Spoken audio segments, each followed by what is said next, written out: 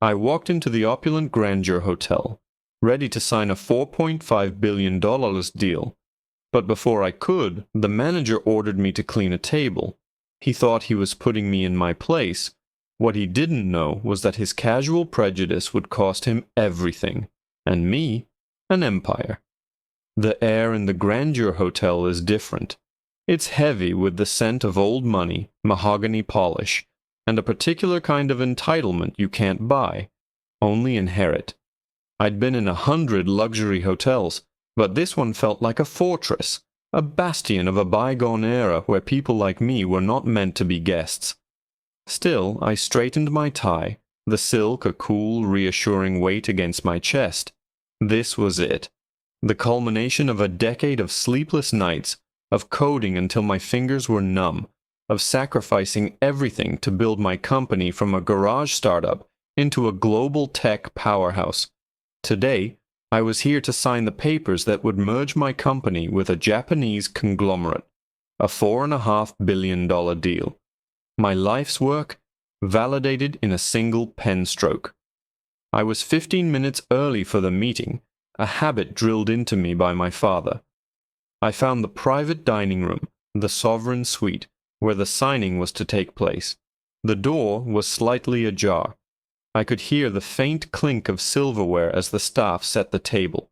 I decided to wait in the main lobby lounge, not wanting to seem overly eager. I ordered a sparkling water and sat at a small table, my leather briefcase resting on the chair beside me. I was a sea of calm on the outside, but inside my heart was hammering a rhythm against my ribs that sounded like victory. I watched the hotel's clientele drift by. Women with impossibly perfect hair, and men whose suits cost more than my first car.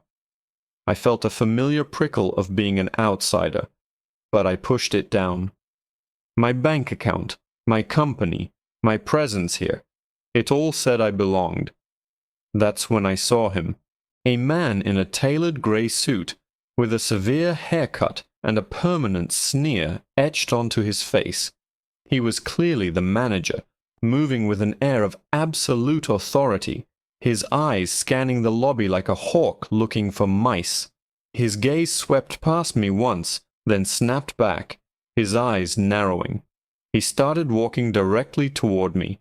I prepared a polite smile, assuming he was coming to welcome a high-profile guest.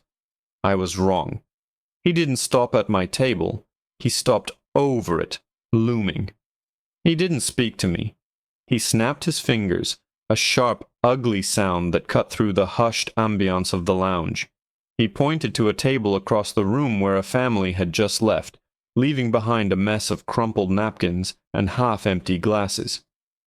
"Clean that up," he commanded, his voice low but carrying an unmistakable tone of disgust. "And be quick about it. We have standards here." For a second, my brain refused to process it.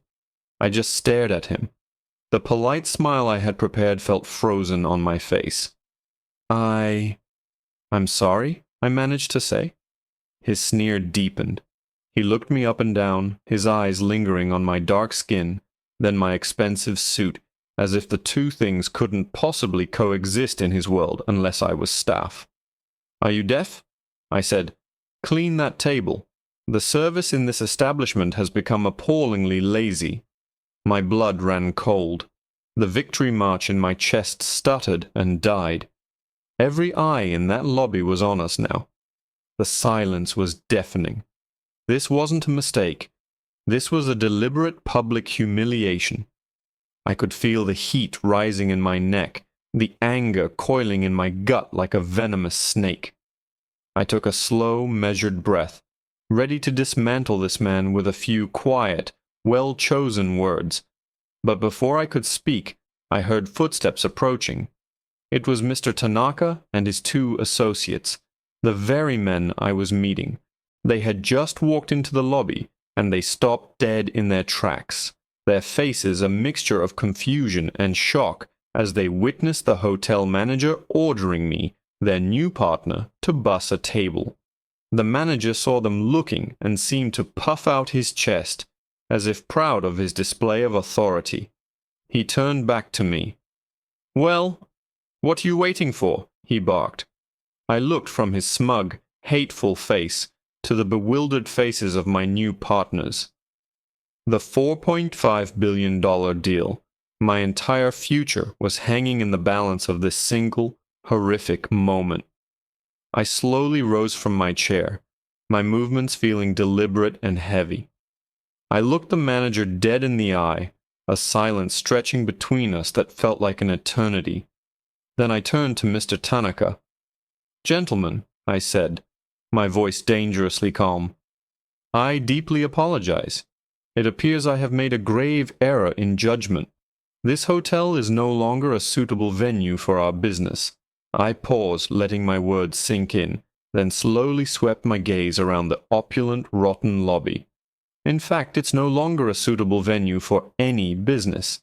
The manager actually laughed. A short, sharp, incredulous bark of a sound.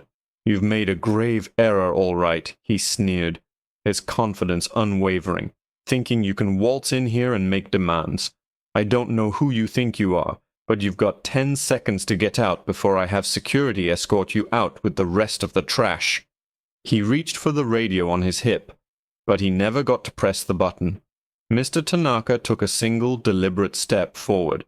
The air around him seemed to drop 10 degrees. He was not a tall man, but in that moment he towered over the manager. He executed a perfect formal bow, not to the manager, but to me. It was a gesture of profound respect, a clear and undeniable signal of allegiance that sucked all the oxygen out of the room.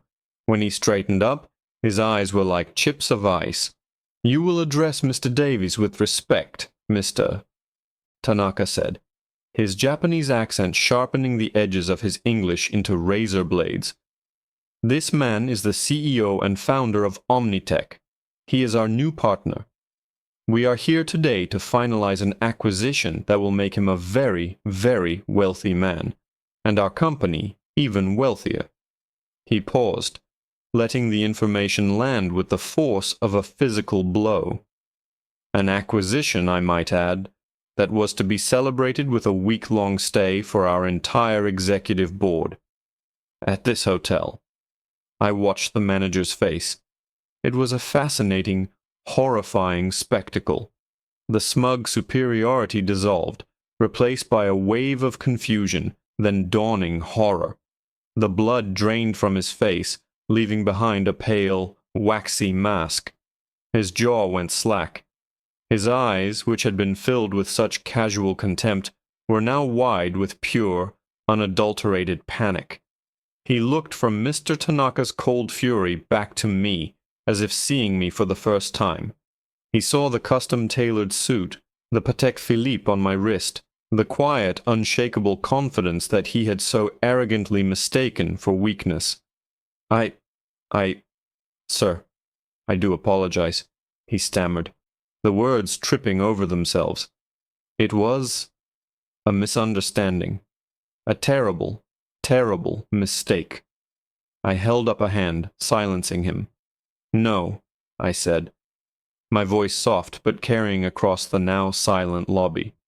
"It wasn't a mistake. It was a choice. You made a judgment based on what you saw, and you chose to humiliate me." I took out my phone. The manager flinched as if I'd pulled a weapon. I scrolled through my contacts and pressed a single button, putting the call on speaker.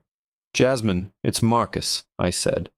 "Mr. Davies, how is everything going? Are the papers signed?" Her cheerful voice chirped from the phone. "Change of plans, Jasmine. I need you to do 3 things for me immediately. First, cancel my permanent suite at the Grandeur, effective immediately. Second, terminate the Omnitech corporate account with the entire Devereux Hotel Group. All outstanding and future bookings are to be moved to the 4 Seasons. And third," I paused, looking directly at the manager, whose breathing was now shallow and rapid, "get me Robert Devereux on the phone, the CEO of the Devereux Group. Tell him I have a business proposal for him. Tell him I'm interested in buying his hotel, not the chain. Just this one, this building." Jasmine was silent for a beat, processing the shocking series of commands. "Buying the Grandeur, sir." The manager looked like he was going to be physically sick. He took a staggering step forward, his hands outstretched in a plea. "Mr. Davies, please. My job." I ignored him, my eyes locked on the grand, soulless architecture around me. "Yes, Jasmine," I confirmed, a cold, hard plan forming in my mind. "I'm going to buy this hotel, and the very first thing I'm going to do is fire every single person who works here and turn this building into a homeless shelter." The manager let out a strangled gasp, a sound of pure despair that was almost pitiful. He finally understood. I wasn't just angry. I was a force of nature he had foolishly provoked, and I was about to wipe his entire world off the map. Mr. Tanaka's associates looked on, a mixture of awe and approval on their faces. The multi-billion-dollar signing was forgotten, replaced by a much more visceral, much more satisfying piece of business. "Mr. Davies, I implore you," the manager babbled, his professional veneer stripped away to reveal a desperate, terrified man. "I have a family, a mortgage. I was wrong. I was arrogant and prejudiced and I am so deeply sorry." I finally looked at him, truly looked at him. I saw the fear in his eyes, the genuine terror of a man watching his life crumble to dust because of his own bigotry. And for a moment I felt a flicker of something. Not pity, but understanding. This was the system. He was a product of it. A gatekeeper drunk on a thimbleful of power, enforcing the unwritten rules of a world built to exclude people like me. Firing him, even turning this place into a shelter, felt like attacking a symptom, not the disease. It would be a powerful gesture, a headline-grabbing act of revenge, but it wouldn't change anything fundamental.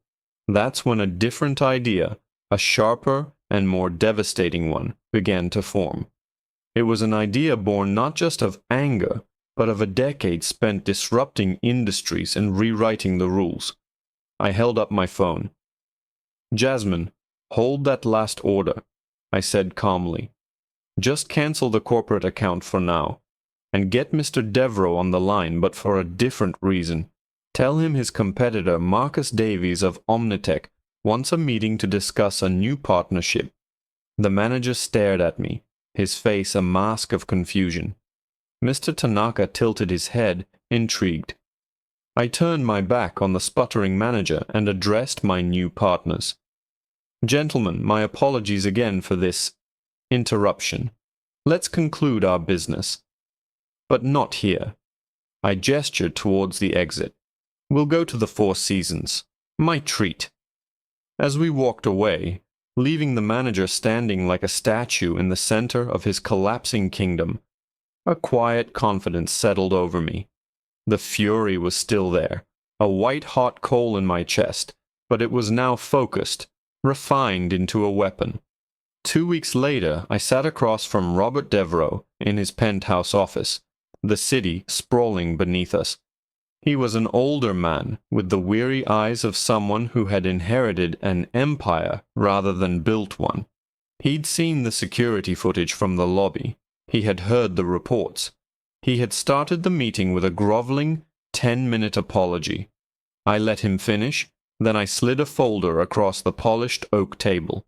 "Robert, your brand is dying," I said, my voice level. "It's a relic.